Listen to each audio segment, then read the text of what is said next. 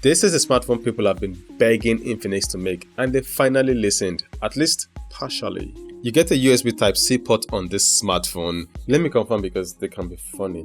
Okay, yeah, it's a USB Type-C port. Now that Infinix is listening, maybe next year they'll get rid of all the bloatwares and include an AMOLED screen while keeping the price low. Fingers crossed. Now, for my initial impressions, the Infinix Zero 8 is almost perfect. It does have a few annoyances, but my goodness, Infinix knocked this one out of the park. Chop knuckle team Infinix, you guys did it this time. You killed it. Now, for the unboxing experience, check out this Chrome box. Nice. You get the phone, customer service card, some reflective stickers, X-Club paper, a film screen protector, a SIM remover tool. You get a earphone which I'll be testing in my full review. Now check this out, you get a charging brick and a USB Type-C cable.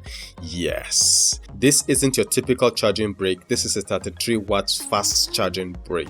And how long does it take to charge this phone? I'm glad you asked. After draining the battery and hooking up the phone to the fast charger, it took 10 minutes to get the battery level to 21%. After 30 minutes of charging, I checked again and to my surprise, the battery level got to 64%. That is just insane. I checked the temperature of the phone and charger and they were normal. After 50 minutes of charging, the battery level got to 92%. Now at this point, I am speechless. It took 1 hour 12 minutes for this 33 watts fast charger to charge this device from 0 to 100, and if you ask anybody, that's outright impressive. Now let's move over to the build quality. The Infinix Zero 8 rear and frame is made from plastic. Plastic is a durable material, so that's not a negative here. I love the look of the camera cutout. You have 4 cameras and 4 LED lights. The camera cutout does stick out, but it's not as crazy as the Samsung Note 20 Ultra. Thank goodness the Infinix Zero 8 comes with a TPU case that will protect the camera from scratches and keep the rest safe. Now moving to the left side, you have the dual SIM tray and the memory card slot. At the top there's nothing. On the right side you get the volume keys and the power button that doubles as the fingerprint scanner, just like you have on the Infinix Note 7. At the bottom you have a 3.5mm audio jack, a mic, a USB Type-C port. You also get a mono speaker, which isn't loud. I guess the Infinix Note 7 dual speakers have spoilt me. Now at the front you have a 6.85-inch 1080p IPS LCD panel. The display has a 90Hz refresh rate and a 180Hz touch sample rate, which is somewhat noticeable. You also have a dual front-facing camera setup here, and it appears my unit has backlight bleeding just like you have on some Redmi Note 9S, but it's nothing to worry about honestly.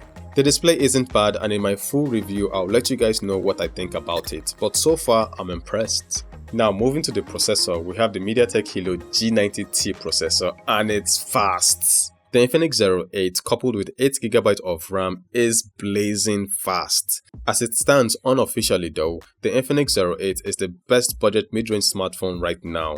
I will be comparing it with the Redmi Note 9S, so subscribe to my channel if you don't want to miss out. That's going to be a special video.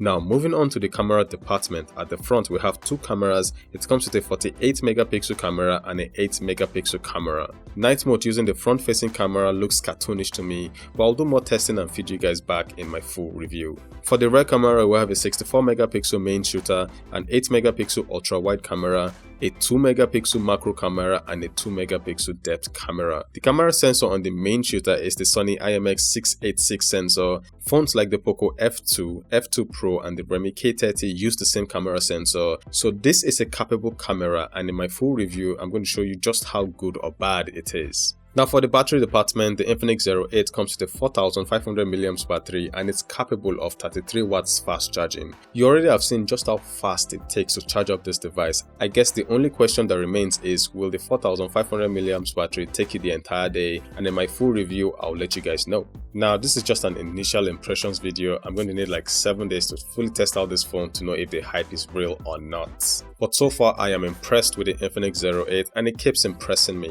So that's it for this initial impressions video. Thank you for watching till the end. Please like, share, leave a comment and subscribe if you haven't, and I will see you guys in the next video. Wakanda forever.